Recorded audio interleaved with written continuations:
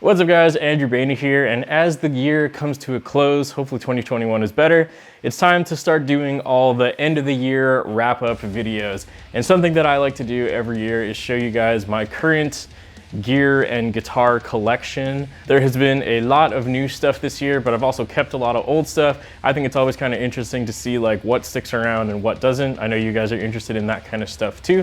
So yeah, we're gonna basically be going over my full gear collection. This time around, I'm actually gonna do all of my gear and not just guitars. So I'm gonna go over some amps, interface, computer, all of that stuff. But before we get into it, I just wanna mention that this video is sponsored by Rock & Spark Jewelry. Rock & Spark is a company that specializes in both men and women's jewelry. You can get a variety of things such as rings, necklaces, pendants, chains, and a few other things. It also comes in a variety of styles such as Viking, Animal, Skull, and a couple of others. In addition to that, you can get custom engravings. So if you are waiting on a last minute Christmas present, you can get a customized ring or something like that over on their website.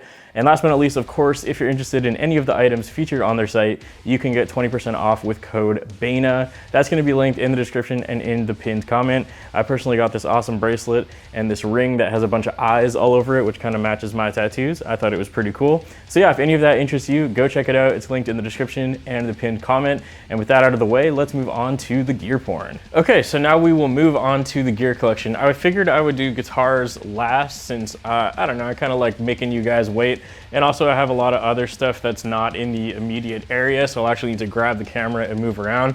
The layout of my place is really weird. So you guys might have seen a picture on Instagram, but this is actually just in a giant one space, which is like my studio, kitchen, living room area, and it's all just like one thing. It just looks really professional in this particular angle, but in every other angle, it's fucking chaos. So yeah, first I'm just gonna grab my camera and we're gonna walk around and I'll show you guys some of the gear that's not guitars because it is a little all over the place. So let's do that right now. So the first thing, we'll talk about the stuff on the desk. I just got this recently. It's just like a little Midi controller, which I haven't actually really used in anything other than for like a meme in a video I did with Nick Nocturnal. But just a simple little keyboard. I think it was like $100 on Amazon. It was kind of an impulse buy since I probably don't need it, but here we are. I plug everything into this guy right here, which is a Steinberg UR44 interface. Let's see if we can get that in focus. There we go. Yeah, so it's just got 4 inputs, pretty simple. And then I have this guy right here, which is a, what is this, an Art DI box, I think. So basically my guitar goes into the back of that, which then splits my guitar into 2 signals. One of them goes direct to the interface as my DI, and one currently goes over to this, which is the REVV G20 guitar amp. So basically I'm taking my DI signal from there and putting it into the amp and the interface, and then the amp also goes to the interface. So basically I'm getting an amp tone and a DI tone at the same time in case I change my mind and want to reamp. It's very handy. So speaking of, yeah, this is the REVV G20. This is a really cool 20-watt amp that the kind folks over at REVV were nice enough to give me after I did a little demo of one. It is super awesome. It sounds amazing and it's loud as hell despite being tiny. And it has a ton of cool built-in technology. So like I said, this actually has the Torpedo Live technology built into it, which basically means it has a built-in cab sim, which is how I can have it not plugged into my cab, and it just goes direct into the interface because it already has all that built in. And I was actually so impressed with this little guy that I decided to get in contact with the guys over at 2Notes who make the technology in this, and they are sending me over a Captor X, which will allow me to record full tube head amps sometime in the very near future. So next up on the desk, we just have like a few random little bits and bobs over here. This is like my messy corner of the desk because nobody ever sees this side. Usually you're looking over there where it looks nice and professional, but on this side it's a little bit messy. So we got my Rode NT1A microphone, which is a pretty awesome mic that was sent over to me by Rode. And then I've just had these like, what even are these? These are like Audio-Technica headphones that I've had since I was like 19 years old and they still work, so I never upgraded them. Got the Rode boom stand as well to hold all that in place. Got a GoPro mount, which I don't really use that much. Got a webcam, which I use for streaming. Got a blue Yeti for streaming, got a Xbox controller for when I decide to game. So that's kind of just my random corner of nonsense. Then I got a Shure SM7B, which is the mic that I use to record all my vocals, with a vocal shield, and then a mess of cables on the floor where all of this stuff happens. And then over here on the floor, I have my pedal board. It's a little bare bones, but this is what I use on like a day-to-day basis. So the signal chain starts there with the whammy drop tune pedal. So this is what I use to make all my annoying pitch shifting sounds. And that goes into an Eris Effects Hades gate, which is just a super powerful noise gate. Then we got the Eris Effects Savage Boost, which is just a boost pedal with one knob. Very, very simple. And then I have this, which I haven't recorded with yet, but it's like a limited edition pedal from Eris Effects called the Cloud Drive. So obviously it has Cloud from Final Fantasy VII, which is one of my favorite games of all time. And yeah, it's just kind of like a cool tube screamer pedal. I just haven't really used it yet. And then there's a blank space here right now. Originally there was an HX Stomp there, which was what I was using for my live tones, but I sold it to make room for the Neural DSP Quad Cortex. I'm hoping that that's enough space for it, but it probably won't be. And then last but not least on the pedal board is the Seymour Duncan Power Stage 200. So I just got this year. Shout out to Seymour Duncan. This is just the new updated version of it, which is a little more powerful and has a few more features on it, such as a cab sim out and a presence knob and a headphone out. I think that's what's new about it, and obviously it's a little more powerful than the old 170 watt one. And this is all mounted to a Temple Audio board, which has some cool LED lighting on it. Of course, it's green. And then over here we have some of the guitars. So as I was mentioning, this isn't actually a wall. Like it just goes directly into my living room. So it's a little weird, but that's where I keep all my guitar cases, kind of like in the corner there, and a few of my guitars. That's pretty much it for this corner.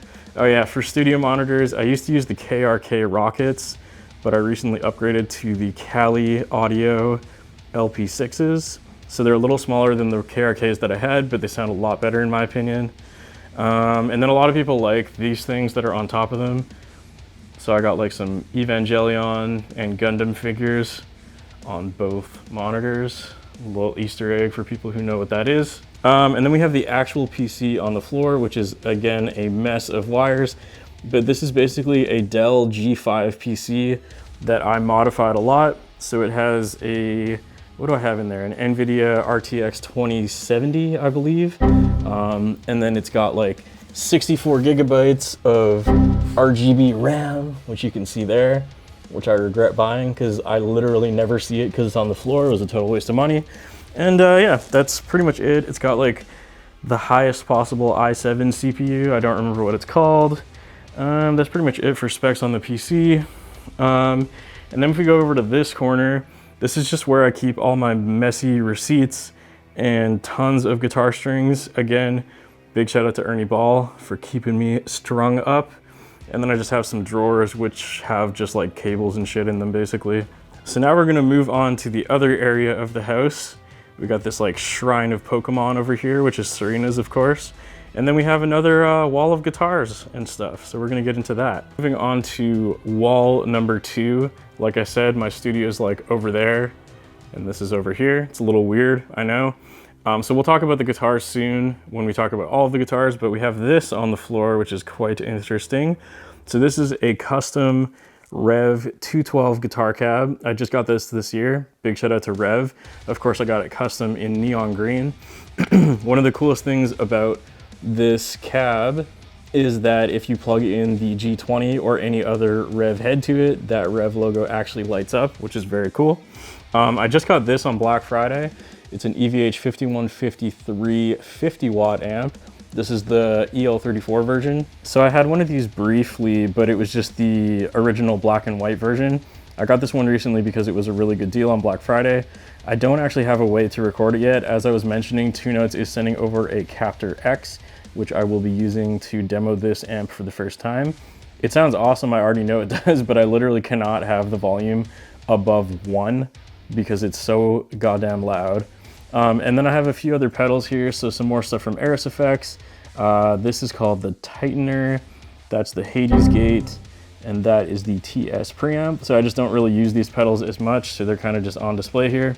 Also got a dark glass element pedal, which is pretty cool. It's like a cab sim and a headphone emulator.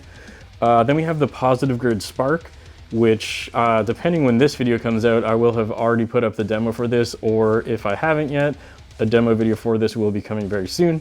And then last but not least, of course, the king on the top, the Boss Wazacraft Metal Zone. Okay, so now with all that running around out of the way, of course, the last thing to do is to show off my way too big of a guitar collection. So we'll start off right here. So this is my Aristides or Aristides. I still don't know how to pronounce their name right. People give me shit every time. Anyways, it's a 7-string. This is an 070. This is probably my most sentimental guitar in my entire collection. I did a video on this, of course, as with all of the gear. But basically what happened was this past year, I was supposed to get married in June, but we had to postpone our wedding, obviously because of COVID-19. So that was obviously really tough for Serena and I. You know, we've already been engaged for like 3 years, and we were really looking forward to having a wedding, but obviously it didn't happen. But my friends are amazing, and they decided to pool their money together and get me an Aristides, whatever, 070 as a wedding gift, and they gave it to me early, basically around the time when the wedding was supposed to be. So I got this in June of this year. Big shout out to Johnny, Cooper, Gary, Bill, Eric. You guys are amazing, man. Like this thing, I was so mind blown. You can watch the video on Johnny's channel, especially where I'm like borderline about to cry when I get it, because I was just like blown away. But yeah, this guitar is amazing as well. So basically the thing with Aristides guitars is that they are made of a material called Arium. So this is actually not wood. No part of this guitar is wood. It's all a factory made component that they invented more or less. The fretboard is Richlite, so it's also not wood.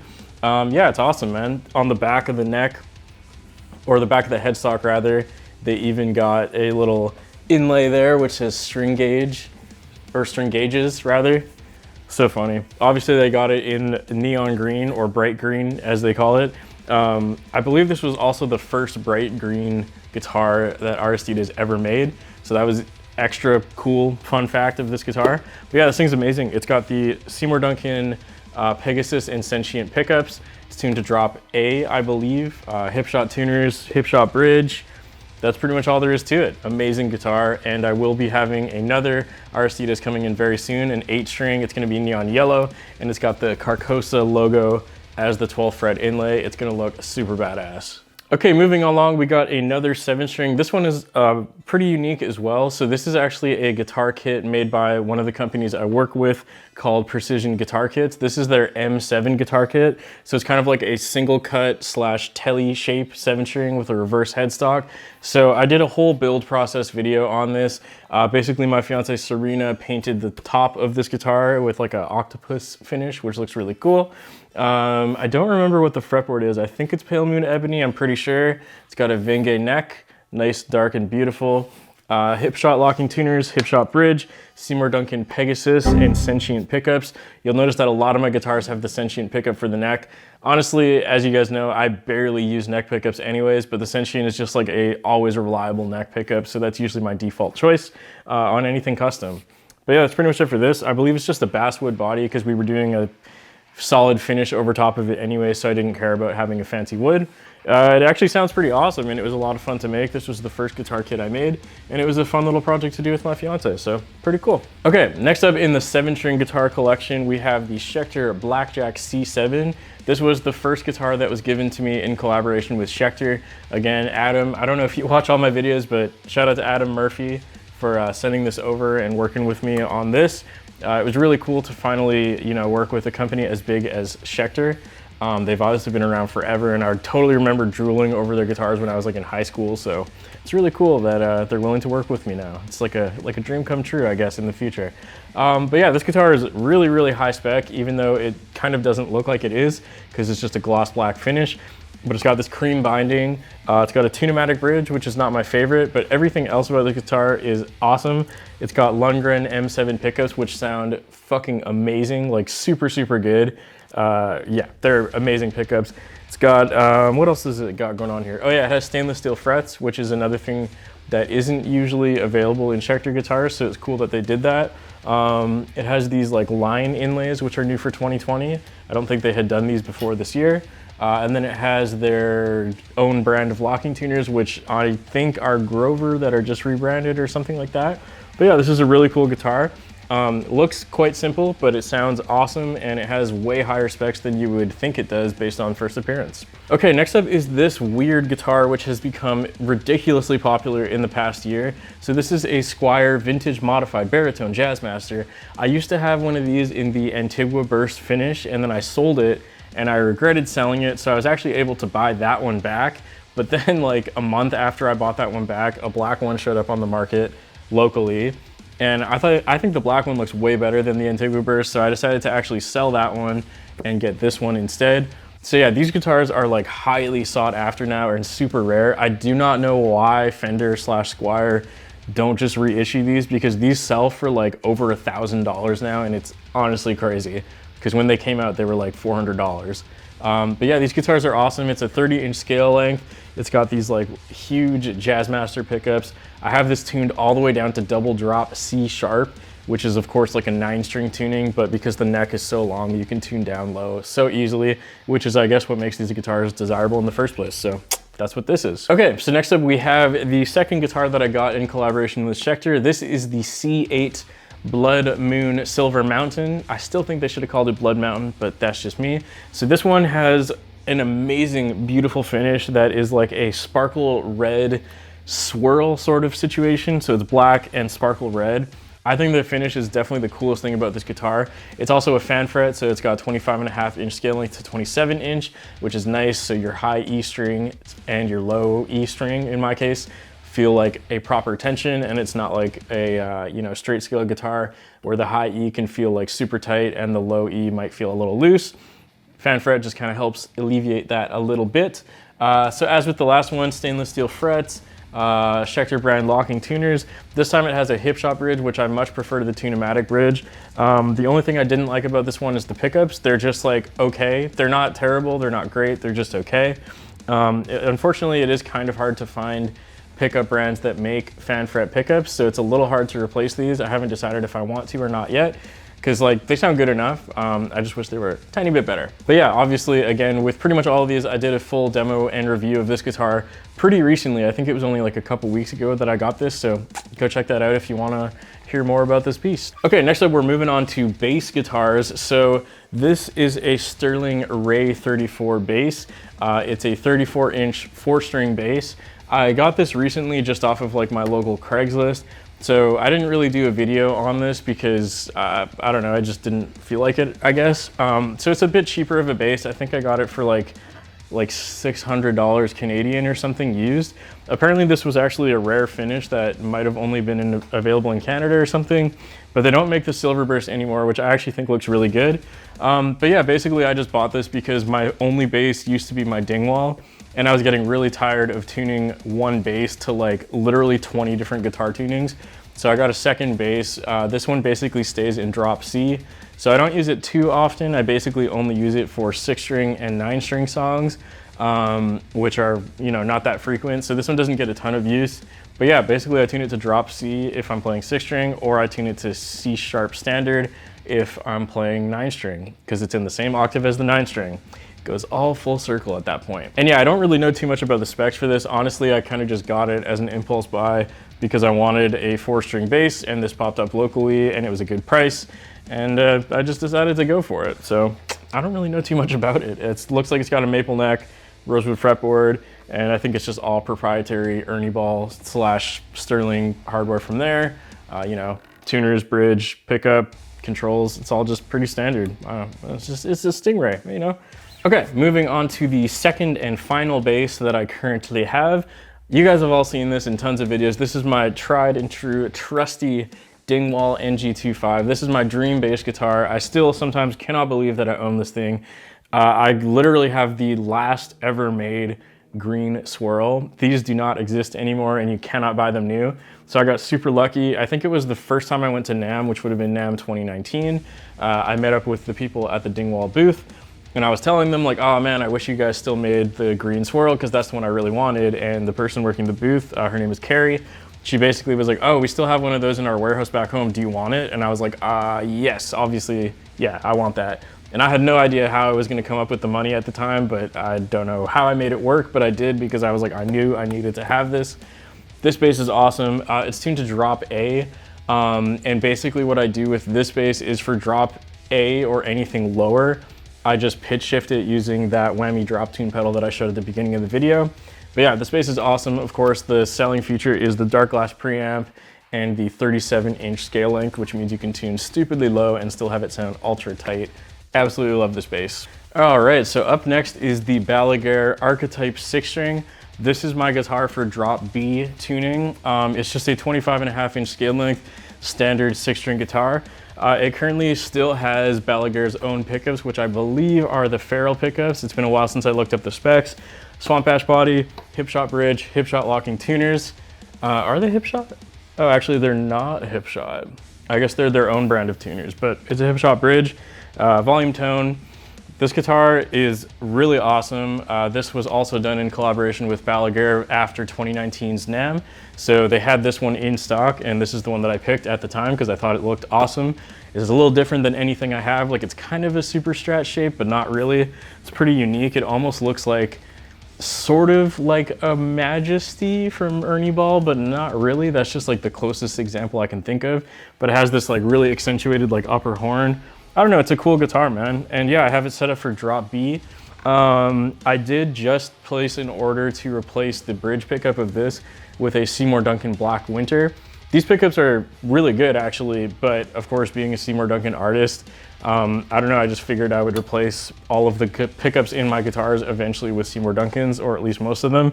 So that's what's happening to this guitar. But yeah, very cool guitar. Next up is my second 6-string guitar. This is my Fast Guitars Roamer 6-string. So this is one of the nicest tops of any guitar that I have. It's a Buckeye Burl maple top. It has Fast's own proprietary bridge. I don't think he ever named it, but that's what that is. This one has a Seymour Duncan Black Winter pickup in the bridge, except it's in white. So I guess it's like the white winter. I don't know, it's a custom shop order. Normally the Black Winter is black, obviously, but I got it in white. The neck pickup is still the DiMarzio Titan. Originally this had a set of DiMarzio Titans in bridge and neck, but I replaced the bridge with the Black Winter because I really like that one for bridge pickups. So that's what I did. Swamp Ash body, Buckeye Burl top, roasted maple neck with maple stringers or stripes, whatever you want to call those. Stainless steel frets, 25.5-inch scale, hip shot locking tuners, and this one stays in drop C. All right, next up, we are going back to 8 strings. This is my Ormsby Hype GTR 8-string. This is a beast of a guitar. You guys have probably seen this one because I know I got a ton of new subscribers from my Doom covers, and this was basically the Doom guitar. It's tuned to double drop D because its scale length on the low side is a 28.3 inches or something like that, which is obviously very long. So I can tune this one way lower with ease. This one has Ormsby's own brand of locking tuners and a hip shot bridge, volume tone. It also has a coil split, which I don't really use, but it's there if I ever want to. Yeah, this is an awesome guitar. Ormsby guitars only, well, they pretty much specialize in fanfare instruments. Their fans are a little more extreme than any other brand that I know of. So I guess if you're looking at fanfare instruments and you want something that's longer, Ormsby is a great option, and this guitar is awesome. Also, shout out Brian Moore. He's the A&R guy at Ormsby. He's awesome. He's a homie. Love that guy. Okay, next up we have the newest guitar in my collection. This is my second ever guitar kit build. I just did a video on this, so you might have seen it already. But this guitar kit turned out a little bit better than my previous one, just because obviously I learned a lot while making that first one that I applied to this one. So this one has a much more chill finish. It's just a transparent green finish over Swamp Ash. The big things about this is obviously the gold Evertune. So I sent this over to Evertune and they installed that for me. Big shout out to Evertune and Herbert. The pickup is a Seymour Duncan Hot P-Rail, which I just have fully open in humbucking mode, which I know people are telling me that I shouldn't have done that because apparently there's a lot of more features that I could access if I had like another toggle. I didn't know that at the time I was building this. Maybe I'll install that at some point in the future. So yeah, Swamp Ash body, maple neck, bird's eye maple fretboard, stainless steel frets. This one is a 28.5 inch scale. So again, just like with the Ormsby, it's super long, so you can tune low easily. So if you want a 6-string that can go low without having the extra 2 strings, great option. Hipshot, or sorry, not Hipshot. This one has Graphtec ratio locking tuners. Graphtec also hooked me up with the tuners, the, what's this thing called? The string tree and the nut for this build. And they're also another local company. Shout out to Graphtec. And yeah, same with the other one. The guitar kit was made by Precision Guitar Kits, which is a company I work for. So if you want a guitar kit, go check them out. Okay, next up we have my ridiculous 9-string guitar. This is a 28-inch to 30-inch scale 9-string beast. It's tuned to C sharp standard, I guess is what you would call it. So it's a low C sharp, but sometimes I tune it to double drop B. So I just drop the low C sharp to a B and leave everything else the same. This is the perfect 9-string. I've owned a few other 9-strings in my life, but I sold all of them when I got this one because obviously I don't need more than one 9-string because it's a very, very niche specialty instrument. And yeah, this one is perfect. Obviously it has the beautiful green burst finish over a quilted maple top that looks stunning. EMG 909X pickups. Seymour Duncan does not make any 9-string pickups, so I went with EMG for this one. This is the only guitar I've ever seen with a white bridge, which was Fast Guitar's proprietary bridge. White binding on the neck. It's got a custom AB inlay on the 12th fret. Hipshot locking tuners and Swamp Ash body. Maple neck with, I think it's Venge stripes. I can't remember though, it's been a while.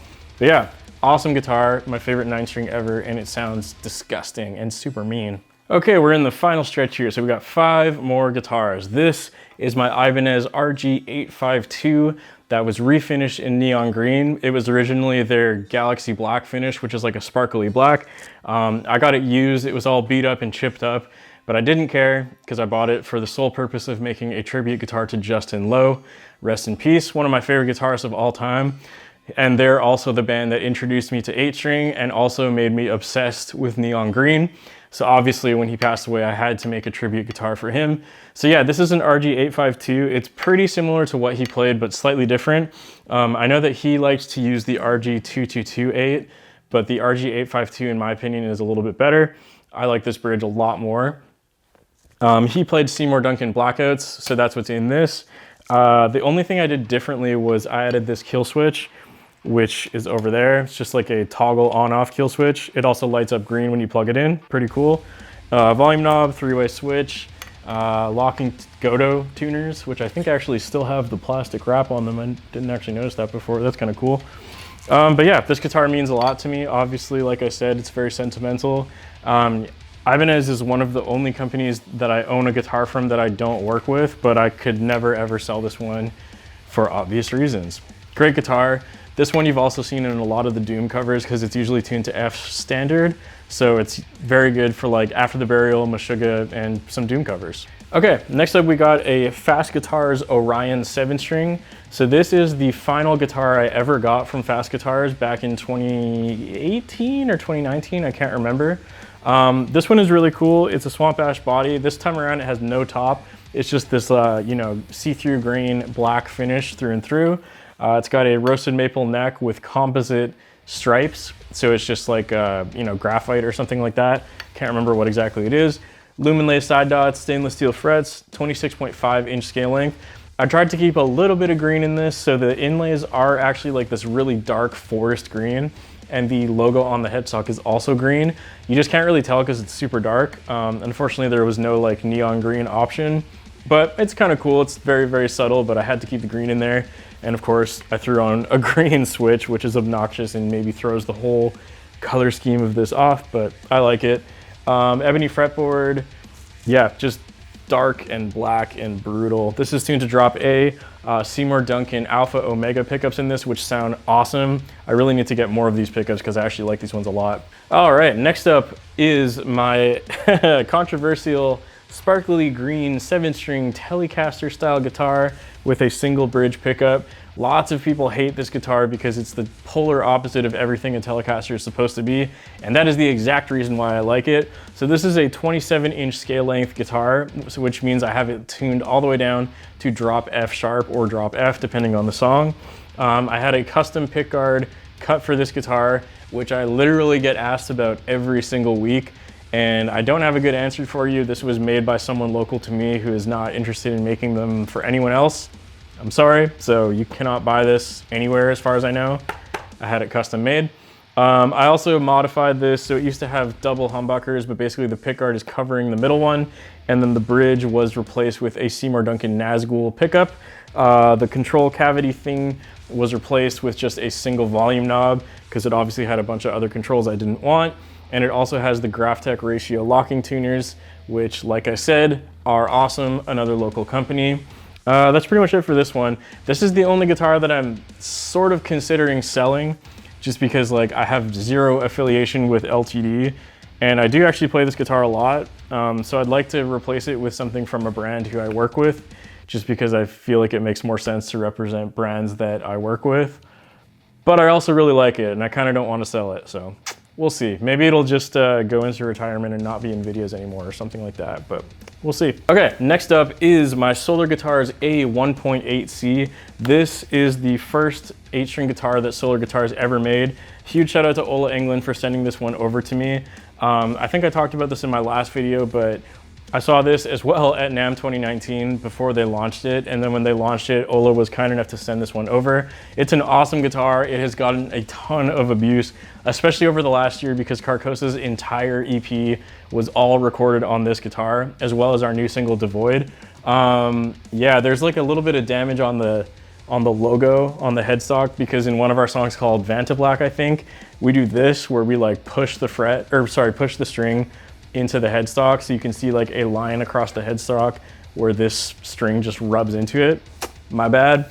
But yeah, this guitar is awesome, man. I'm pretty sure it's basswood, I think, maple nut. I don't remember the specs of it. It's just dark black, pure fucking evil metal, and it sounds great. I did do one thing to this guitar. I replaced the stock Solar or Duncan Solar bridge pickup with a Seymour Duncan Pegasus 8-string pickup, but other than that, it's all still stock. Okay, and last but not least is the oldest guitar in my collection. This is the first ever custom guitar that I got. This is my Fast Guitars Roamer 8-string. It's the first guitar that I did in collaboration with Fast Guitars. This is like one of the most unique guitars that I own.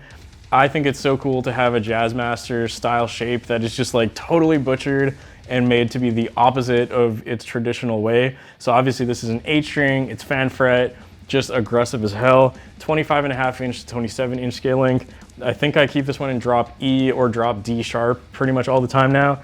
This has bare knuckle cold sweat pickups, hip shot bridge, hip shot tuners, maple and Venge neck, I'm pretty sure, swamp ash body, what is this, spalted maple top. And yeah, this guitar, obviously tons of sentimental value because it's my first guitar that I did in collaboration with Fast, and also my first fully custom guitar. And I mean, it still looks, sounds, and plays beautifully. Like, I would never sell this guitar, man. It's awesome. All right, guys, so that's pretty much it for all of the gear that I currently have. As usual, if you don't see something here, it means it was either sold or given away or something like that, maybe returned, I don't know. Obviously, I have a ton of gear. And if I kept every single guitar I've ever had, I would literally have like 50 to 100 guitars, which is not possible because I only have so much space. Even with this amount of guitars, it's way too much. Like, I really should sell some, but I like all of these ones a lot, and I don't know, I have a hard time selling them because I still do like them a lot. But yeah, I need to make some space because I still have like 3 more guitars coming this year. I do have that upcoming Aristides 8-string, which should be here sometime this month, I'm pretty sure. I have a custom guitar coming from Bad Stroke Guitars, which might be the one to replace this sparkly green telly that I was talking about. So that one's kind of like a weird telly shape that they call the Wendigo, and that one's also going to be a 27.5 inch scale, so it's actually even longer than this one. So I kind of figured, you know, I might tune that one to drop F sharp and get rid of this one, and you know, that'll take its place. But who knows? And then I also do have another Dingwall bass coming at some point in time. They're taking a little while with it. I think they said it would be only ready by like March 2021. So we still got a little bit to wait for that. But that one is gonna be my like 8-string tuning guitar bass, if that makes any sense. So basically it's a 5-string bass, but it's tuned all the way down to F sharp. And then I'm gonna tune it down even more to drop E. So that's what's gonna happen with that. So those are the guitars that I think I have coming up. There might be more stuff that I can't think of at this point in time. I think the next thing that I'm gonna do is I'm gonna start collecting amps, much to Serena's disappointment because I have so much stuff. But now that I have the capability to record like actual amps, I've actually become really interested in that, which is why I bought that 5153 I showed you in the beginning, and of course the REVV G20. So maybe I'll start buying amps and going down that rabbit hole soon. We'll see soon. All right, so Andrew from the future here. I literally just went about this, so I guess my obsession with amps is beginning. But that's all for today's video. Of course, big thank you to the sponsor, once again, Rock and Spark. Go check them out, link in the description and the pinned comment. And of course, a big thank you to all my Patreon members. Your guys' support over the last year has been so incredibly helpful. I can never thank you guys enough. If you guys want to become a Patreon member, you can get things such as audio downloads, stems, a shout out on the screen. If any of that interests you, go check out my Patreon page. That's going to be linked in the description as well. Thank you guys so much for watching. I hope you enjoyed this video. If you have any questions about these guitars, let me know.